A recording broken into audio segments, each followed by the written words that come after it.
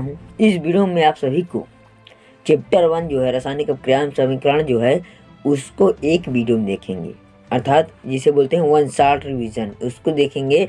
और देखिए गाइज, आपका जितने भी कंसेप्ट क्लियर नहीं हुए इस वीडियो में आज मैं क्लियर आपको करा दूंगा। तो चलिए इस वीडियो को शुरू करते हैं। देखिए, हमारे चैप्टर का नाम है रासायनिक अभिक्रियाएं एवं समीकरण। तो जो रासायनिक अभिक्रिया लिखा है उसका मतलब क्या होता है समझिए। देखिए, रासायनिक अभिक्रिया का मतलब होता है कि मान लीजिए एक कोई पदार्थ है और एक कोई पदार्थ है, जब ये आपस में जुड़ते हैं यानी इसको मिक्स कराया जाता है तो मान लीजिए एक नया पदार्थ बन गया। मान लीजिए ऐसे बन गया, तो कोई जो नया पदार्थ बनेगा जो इसके बीच अभिक्रिया हुई है, क्रिया हुई है, इसी को बोलते हैं रासायनिक अभिक्रिया। तो क्या है, जब एक या एक से अधिक पदार्थ आपस में क्रिया करके नए पदार्थ का निर्माण करते हैं, ध्यान रखिएगा, नए पदार्थ का निर्माण करते हैं, तो ऐसी अभिक्रिया को रासायनिक अभिक्रिया कहते हैं। देखिए, आप अपने व्यवहारिक जीवन में देखते हैं कि जैसे गर्मी में जो होता है दूध फट जाता है। देखिए, जो गर्मी में दूध फट गया उसके बीच अभिक्रिया हुई है जिसे बोलते हैं रासायनिक परिवर्तन। रसायन में परिवर्तन हो गया तो रासायनिक अभिक्रिया या रासायनिक परिवर्तन एक ही होता है। हम बोल सकते हैं कि जब कोई रासायनिक परिवर्तन होता है तो एक रासायनिक अभिक्रिया हुई है, अर्थात जब कोई रासायनिक परिवर्तन होता है तो हम कह सकते हैं कि रासायनिक अभिक्रिया हुई है। जैसे गर्मी में देखते हैं कि दूध फट जाता है या दूध का खराब हो जाता है। अंगूर का देखते हैं किण्वन, यहाँ पर किण्वन जो आया है इसका मतलब होता है फर्मेंटेशन। देखिए, फर्मेंटेशन क्या होता है, फर्मेंटेशन होता है ग्लूकोज, फ्रक्टोज, सुक्रोज, ये सभी क्या है, हमारे कार्बोहाइड्रेट है, जटिल कार्बोहाइड्रेट हैं।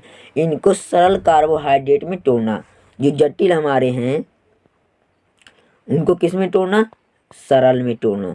ये क्या है, हमारे किण्वन की है। इसी से आप शराब बनाते हैं, आपके गांव वाले या आपके शहर वाले में शराब बनती है।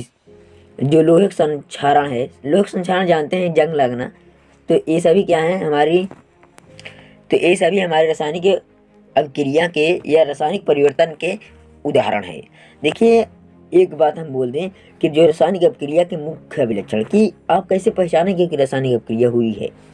देखिए, रासायनिक अभिक्रिया में क्या होता है, अवस्था में परिवर्तन हो जाता है। किसमें हो जाता है, अवस्था में परिवर्तन, अवस्था में परिवर्तन हो जाता है, रंग में परिवर्तन हो जाता है, गैस का निकास से उत्सर्जन होता है, तापमान में परिवर्तन हो जाता है। इसको आप एकदम बारीकी समझ जाएंगे जब इसका हम उदाहरण आपको बताएंगे। तो चलिए उदाहरण समझते हैं। देखिए, जैसे आपका CaO है, कैल्शियम ऑक्साइड है, क्या है, कैल्शियम मोनोऑक्साइड या कैल्शियम ऑक्साइड है। इसमें जब हम मिलाते हैं क्या, इसे बोलते हैं चूना, क्या बोलते हैं, चूना, बिना बुझा हुआ चूना। इसमें आप जल मिलाते हैं, क्या मिलाते हैं, जल मिलाते हैं। तो ये क्रिया जो होती है इसमें वो प्राप्त होता है बिना बुझा हुआ चूना, ये होता है इसमें हम प्राप्त करते हैं बुझा हुआ चूना, CaOH का होल ट्वाइस, CaOH का होल ट्वाइस प्राप्त करते हैं। देखिए, जब आप अपने जीवन में देखते हैं, आपके व्यवहारिक जीवन में देखते हैं कि जो CaO है H2O क्रिया करके CaOH का ट्वाइस बनाता है। तो देखिए, ये क्या था, हमारा ठोस था, क्या था, ठोस था, ये था लिक्विड, ये ठोस था हमारा, ये था लिक्विड। ये क्या बना हमारा, ये हमारा एक्वस बना। एक्वस का मतलब समझ रहे हैं, जब A और A मिला हो इकट्ठा जिसे बोलते हैं विलयन, एक्वस बना। तो इसमें क्या हुआ, परिवर्तन, अवस्था का परिवर्तन हो गया। दूसरा देखते हैं रंग में परिवर्तन। देखिए, रंग में परिवर्तन कैसे होता है, मान लीजिए सफ़ेद रंगीन होता है, ये रंगीन होता है, सफ़ेद होता है, तो ये भी सफ़ेद हो जाता है, इसमें रंग में परिवर्तन हो गया, यानी मतलब दोनों मिलकर सफ़ेद हो गए।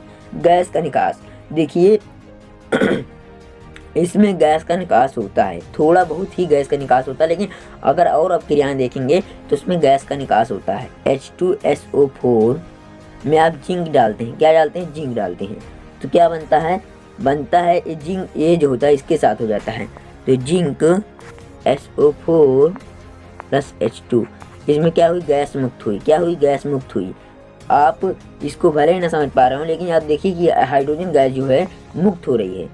अगर आप इस अभिक्रिया को नहीं जानते हैं तो हमारे आने वाली दीर्घ उत्तरीय प्रश्न की वीडियो में आप एकदम बारीकी समझ जाएंगे। यहाँ पर थोड़ा ध्यान दीजिए कि H2 गैस निकल रही है और यहाँ पर अवस्था में परिवर्तन हो रहा है, रंग में परिवर्तन हो रहा है, तापमान में परिवर्तन। देखिए आप अगर इसको अभिक्रिया कराएंगे, जब आप दीवार पोतते हैं तो बर्तन को छुइएगा, देखिए गर्म होगा, तो तापमान में परिवर्तन हो गया। तो यहाँ पर आप समझ गए कि रासायनिक अभिक्रियाओं के मुख्य अभिलक्षण क्या है। अब देखिए हम जो रासायनिक अभिक्रिया थी उसको ध्यान से समझते हैं कि हम विज्ञान की भाषा में क्या बोलते हैं। देखिए रासायनिक अभिक्रिया में दो प्रकार के पदार्थ मिलते हैं, एक जो इधर होते हैं, यानी कहने का अभिक्रिया के पूर्व जो होते हैं, अभिक्रिया कराने से पहले जो होते हैं, और जो अभिक्रिया के बाद प्राप्त होते हैं। जो अभिक्रिया के पूर्व होते हैं और जो अभिक्रिया के बाद मिलते हैं। जो अभिक्रिया से पूर्व होंगे उन्हें हम बोलते हैं अभिकारक। क्या बोलते हैं? अभिकारक। और जो अभिक्रिया के बाद में प्राप्त होंगे उन्हें बोलते हैं उत्पाद।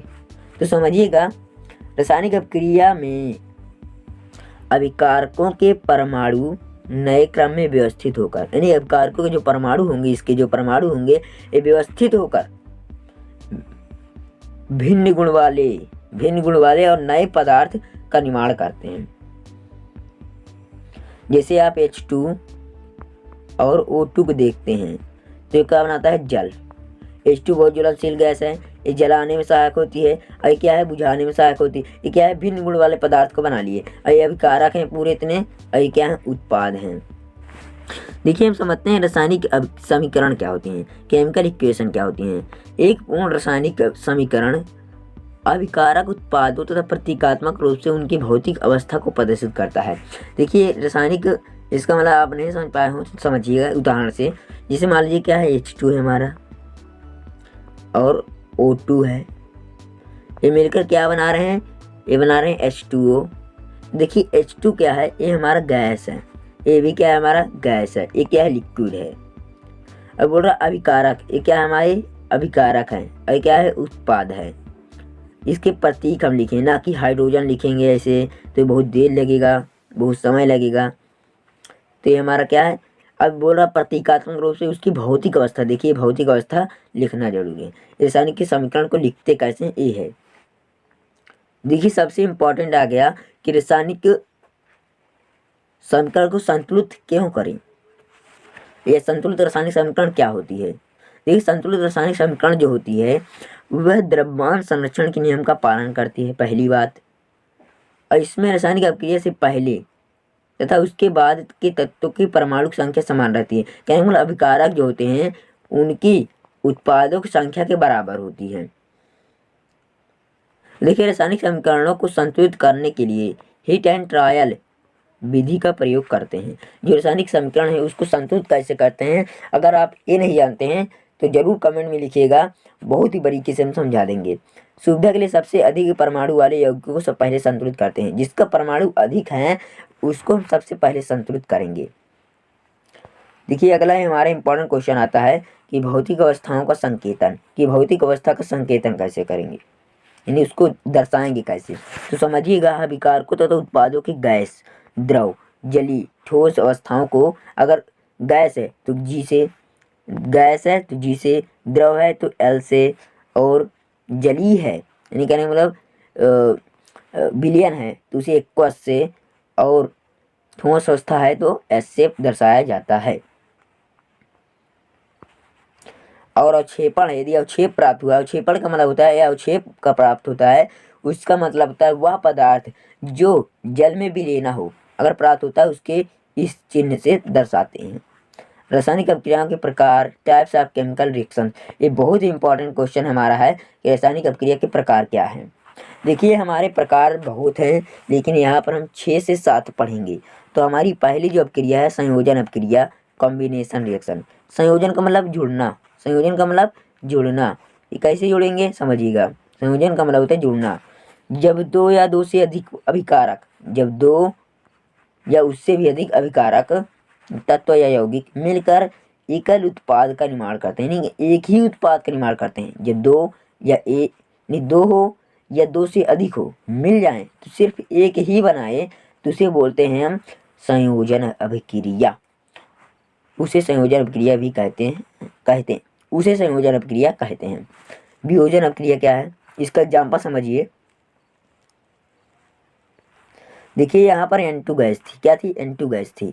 यह हाइड्रोजन से क्रिया करके NH3 बनाती है। क्या बनाती है, अमोनिया बनाती है, अमोनिया बनाती है। और ये ऊष्मा निकट होती है। कैसे, देखिए N और H जुड़ेंगे तो अमोनिया बनाएंगी और ऊष्मा मुक्त होगी। जब जिसमें ऊष्मा मुक्त होती है उसमें बोलते हैं ऊष्मा क्षेपी अपक्रिया। इस ऊष्मा क्षेपी अपक्रिया का भी यह उदाहरण है। हमारा नेक्स्ट अपक्रिया जो है वियोजन अपक्रिया है। देखिए वियोजन अपक्रिया संयोजन अपक्रिया के विपरीत होती है, क्योंकि इसमें दो पदार्थ, संयोजन में दो पदार्थ जुड़कर एक पदार्थ बनाते हैं। वियोजन में इसके उल्टा होता है, एक पदार्थ टूट कर दो पदार्थ का निर्माण करते हैं। देखिए वियोजन अपक्रिया में एकल पदार्थ जो होता है वियोजित होकर दो या दो से अधिक पदार्थ बनाता है। तो इसका एग्जाम्पल ले लीजिए, इसी तरह उल्टा कर दीजिएगा। ये एग्जाम्पल लिख लीजिएगा, उल्टा कर दीजिएगा। ये हम अगला एग्जाम्पल बता रहे हैं आपको, समझिएगा। हमारा एग्जाम्पल है वियोजन अपक्रिया का कि आप अमोनिया ले लीजिए, अमोनियम क्लोराइड ले लीजिए। क्या, अमोनियम, ये अमोनियम क्लोराइड है, या इसे बोल सकते हैं, इसको हम वियोजन कराएंगे। क्या कराएंगे, वियोजन कराएंगे। NH4 फिर वियोजन कराएंगे तो क्या बनेगा, देखिए समझिएगा। इसको हम तोड़ते हैं आगे तो NH4 है, क्या है, NH4 है। तो अगर हम यहाँ पर 3 कर दें तो NH3 हो जाएगा, अमोनिया जिसे बोलते हैं। तो यहाँ पर हम 3 कर दे रहे हैं तो क्या हो जाएगा, NH3। और इसमें का एक H, इसमें एक Cl, ये प्लस में होता है माइनस में होता है, तो HCl हो जाएगा। क्या बनाएगा, NH3 plus HCl, NH3 plus HCl बनेगा। तो इसी को बोलते हैं वियोजन। देखिए यहाँ पर एक पदार्थ था, कितने पदार्थ थे, यहाँ पर एक पदार्थ था, यह बनाया है दो पदार्थ को। ये है अमोनिया, ये है हाइड्रोक्लोरिक अम्ल, यह हाइड्रोजन क्लोराइड, यह है अमोनियम क्लोराइड। वियोजन अपक्रिया को आप समझ गए होंगे। अब देखते हैं ऊष्माक्षेपी अपक्रिया, एक्सोथर्मिक रिएक्शन। देखिए इस अपक्रिया में क्या होता है, ऊष्मा उत्पन्न होती है। जो क्षेपी है इसका मतलब होता है उत्पन्न होना, क्या, बाहर निकलना या उत्पन्न होना।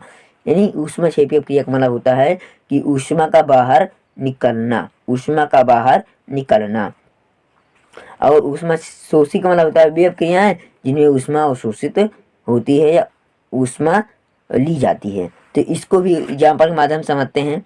हम एग्जाम्पल ले रहे हैं CH4, ये क्या है, ये हमारा मीथेन। इसको हम जलाएंगे तो हमें क्या प्राप्त होगा, जब हम किसी भी कार्बनिक पदार्थ को जलाते हैं तो उसमें से हमको CO2 मिलती है और H2O मिलती है, और CO2 H2O, और हमें क्या मिलती है, ऊर्जा मिलती है। किसी भी पदार्थ को हम जलाएंगे, जैसे कंडी हो गया, आप जानते हैं कंडी, उसको हम जलाएंगे तो भी हमें ऊष्मा या ऊर्जा मिलती है। तो ये हमारा मीथेन था, हम इसको जला दिए ऑक्सीजन की उपस्थिति में, तो हमें कार्बन प्राप्त हुआ, जल प्राप्त हुआ और ऊर्जा प्राप्त हुई है।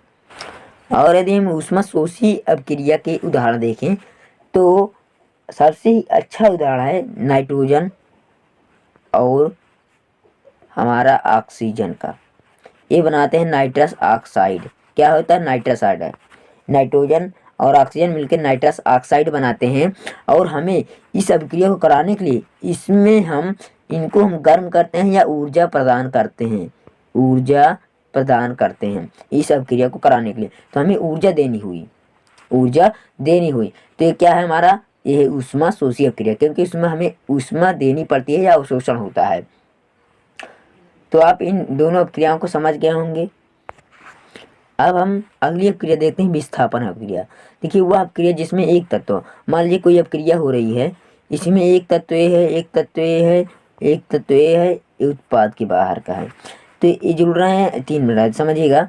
वह अपक्रिया जिसमें एक तत्व, मान लीजिए कोई एक तत्व है या पदार्थ, मान लीजिए किसी दूसरे तत्व को उसके यौगिक से विस्थापित कर देता है। मान लीजिए ये तत्व है, इसमें 2 प्रकार के यौगिक हैं, ये भी एक तत्व है, इसमें भी 2 प्रकार के तत्व हैं।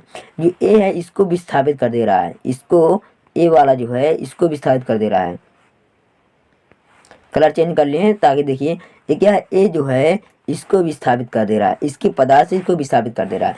तो और उसके यौगिक में से हटाकर स्वयं उसका स्थान ले लेता है, विस्थापन अपक्रिया कहलाती है। समझ गए ना कि विस्थापन अपक्रिया क्या है? जब कोई एक पदार्थ दूसरे पदार्थ के यौगिक को हटाकर उसके स्थान पर उसका स्थान ले लेता है, तो इसे बोलते हैं विस्थापन अपक्रिया। इसका बहुत ही अच्छा उदाहरण है हमारे हाइड्रोक्लोरिक अम्ल और जिंक का। सल्फ्यूरिक एसिड का H2SO4 जो हमारा सल्फ्यूरिक एसिड है, उसको जब हम H2SO4 जो है ऐसा सल्फ्यूरिक एसिड जब उसको हम जिंक से क्रिया कराते हैं, तो ये जिंक जो है, समझिएगा इस सब क्रिया को। देखिए H2 क्या है, H आ गया, SO4 क्या है, इसको समझिए, सब इसको तोड़ समझते हैं। ये जिंक है। देखिए H के ऊपर कितने माइनस होते हैं, कितने प्लस होते हैं? एक प्लस। SO4 के -2 होता है, जिंक के ऊपर +2। देखिए जो अपक्रिया होती हैं वह प्लस और माइनस के बीच होती हैं, तो इसका माइनस है, यानी जो जुड़ रहे हैं, जैसे इसका एक पदार्थ पूरा एक है और ये है, तो इससे अपक्रिया करेंगे SO4 और जिंक से। तो इसको समझिए SO4 और जिंक कैसे बनाएंगे, कैसे करेंगे अपक्रिया। तो देखिए क्या था, जिंक और SO4 था, जिंक था और SO4 था। इसके ऊपर +2 है, इसके ऊपर -2 है, इसके नीचे जाएगा, इसके नीचे जाएगा, तो zinc SO4 minus minus cancel, plus minus cancel हो जाएगा, तो SO4 जिंक SO4 बन जाएगा। तो क्या बनेगा? ZnSO4। और देखिए H2 बच गई, तो H2 बाहर हो जाएगी। तो इसमें भी देखिए समझिएगा, जो हमारा जिंक था वह H2 को क्या कर दिया, विस्थापित कर दिया, यानी विस्थापित का मतलब हटा दिया, और SO4 के पास जाकर जुड़ गया, यानी इसके पास आ गया, यानी यहाँ पर आ गया, इसको भगा दिया। तो ये क्या है, हमारी विस्थापन अपक्रिया है। इसी प्रकार है द्विविस्थापन अपक्रिया। विस्थापन अपक्रिया इसी प्रकार का है द्विविस्थापन अपक्रिया। तो देखिए द्विविस्थापन अपक्रिया में दो अलग अलग परमाणु या परमाणुओं के समूह आपस में जुड़ते हैं या हटते हैं। इसका भी बहुत अच्छा उदाहरण है H2SO4 और जिंक क्लोराइड ये है। इससे क्रिया करेंगे तो देखिए SO4 इससे क्रिया करेगा, H इससे क्रिया करेगा, तो क्या बनेगा देखिए समझिएगा। जो H है और Cl है तो HCl बन जाएगा, और जिंक SO4 है तो H2, जिंक और Cl है तो ZnSO4 बन जाएगा। तो HCl प्लस जिंक SO4 बन जाएगा आपका। तो आप द्विविस्थापन और विस्थापन को समझ गए होंगे। अब हम बहुत इंपॉर्टेंट अपचयन, उपचयन और रिडॉक्स के तीन को एक साथ पढ़ेंगे। देखिए अपचयन में क्या होता है, इसमें ऑक्सीजन का योग होता है, समझिए एकदम ध्यान से बारीकी से समझिएगा। अपचयन में क्या होता है, ऑक्सीकरण क्रिया में ऑक्सीजन के क्या होता है, योग होता है, यानी प्लस होता है ऑक्सीजन का, और हाइड्रोजन क्या होता है, माइनस होता है। हाइड्रोजन क्या होता है, घटता है, यानी इसमें जो ऑक्सीजन बढ़ेगा कहीं ना कहीं बढ़ेगा, और इसमें क्या होता है, इसमें घटेगा। यानी इसी अपक्रिया में ऑक्सीजन का योग होगा कहीं तो हाइड्रोजन का घटेगा, ये दोनों होंगे तो एक एक होंगे। और अपचयन में क्या होता है, इसका उल्टा होता है, हाइड्रोजन का क्या होगा, योग होगा, और ऑक्सीजन का क्या होगा, ह्रास होगा, यानी घटेगा, यानी त्याग होगा। तो अपचयन अपक्रिया कहलाता है। जब दोनों इकट्ठा हों, जुड़ेगी और घटे भी, जुड़ेगा या घटेगा, इसमें से कोई एक, इसमें से कोई दो, तो इसे बोलते हैं रिडॉक्स अपक्रिया या उपचयन अपचयन अपक्रिया बोलते हैं। तो आप इन सभी को समझ गए होंगे। अब हम उदाहरण के माध्यम से समझाते हैं आपको। देखिए उदाहरण है हमारा H2+O2। H2+O2 क्या बनेगा, जल बनेगा। क्या बनेगा, जल बनेगा। तो देखिए इसमें H2 में क्या हुआ, ऑक्सीजन का योग हुआ। क्या हुआ, ऑक्सीजन का योग हुआ। जब ऑक्सीजन का योग होगा क्या होगा, उपचयन होगी। क्या होगी, उपचयन होगी। और देखिए यहाँ पर इसको हम तोड़ दे रहे हैं, H2O को तोड़ेंगे तो यहाँ पर क्या हुआ, H2+O2 हो गया। तो यहाँ पर क्या हुआ, ऑक्सीजन का त्याग हुआ, तो क्या हो जाएगी ये, अपचयन हो जाएगी। क्या हो जाएगी, ऑक्सीजन का त्याग हुआ है ना, ऑक्सीजन का त्याग हुआ है, तो हमारा क्या हो जाएगा, ये हो जाएगा हमारा उपचयन। इन्हीं कहने वाले दोनों तरफ से समझ रहे हैं कि यहाँ पर ऑक्सीजन का योग हो रहा है और यहाँ पर ऑक्सीजन का त्याग हो रहा है, तो क्या है, अपचयन है। यहाँ पर ऑक्सीजन का जो है योग हो रहा है तो क्या होगा, उपचयन। यहाँ पर ऑक्सीजन का त्याग हो रहा है तो क्या होगा, अपचयन। अब हम दोनों को इकट्ठा समझते हैं कि कहाँ दोनों इकट्ठा होंगे। देखिए हमारा एग्जाम्पल है कि जो हमारा CaO है, क्या है, कैल्शियम ऑक्साइड है, इसको हम अपचयन करा रहे हैं अपचयन वाले पदार्थ से। अपचयन वाला पदार्थ क्या है, कार्बन है। इससे कराएंगे क्या बनेगा, इससे करेगा और ये कैल्शियम बाहर हो जाएगा। तो CaO कैल्शियम कार्बन मोनोऑक्साइड बनेगा, CO ने CO बनेगा कार्बन मोनोऑक्साइड, और तो और कैल्शियम बाहर आ जाएगा। तो देखिए यहाँ पर ऑक्सीजन जो था ये क्या हुआ, कैल्शियम से क्या हुआ, हटा है, कार्बन से जुड़ा है। जब कार्बन से जुड़ा है तो क्या होगा, ये होगा उपचयन, क्योंकि कार्बन से जुड़ा है और कैल्शियम से हटा है तो क्या हो जाएगा, ये हो जाएगा, यहाँ पर कार्बन जो है इससे जुड़ा है, ऑक्सीजन से जुड़ा है। जब ऑक्सीजन का जुड़ेगा तो उपचयन होगा, और यहाँ पर ऑक्सीजन से हटा है, कैल्शियम से हटा है तो क्या होगा, उपचयन होगा। यानी यहाँ पर दोनों अब क्रियाएं हो गई हैं कि जो कहीं ऑक्सीजन का योग हो रहा है तो कहीं ऑक्सीजन का हट रहा है। तो दोनों क्रियाएं रेडॉक्स अपक्रिया कहलाती है। बहुत इंपॉर्टेंट रेडॉक्स अपक्रिया क्या होती है, बहुत बार आपके बोर्ड एग्जाम में पूछा भी जा चुका है।